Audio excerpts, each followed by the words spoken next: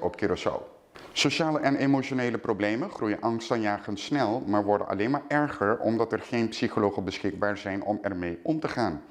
Dit begrip extra uit een interview met Arthur Nivillac, de directeur van Optima Arbodienst.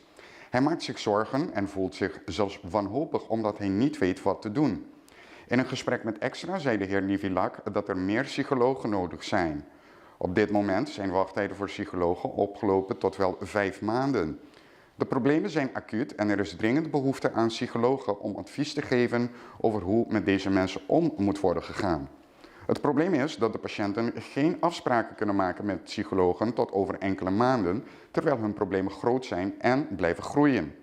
Psychologen aan hun kant hebben ook alarm geslagen als organisatie en hebben om hulp gevraagd, maar het lijkt erop dat de overheid niet bereid is het aantal psychologen uit te breiden. Het lijkt er zelfs op dat de huidige benadering is dat wanneer de psycholoog het toegestane aantal patiënten bereikt en de overheid betaalt, deze moet stoppen tot het volgende jaar.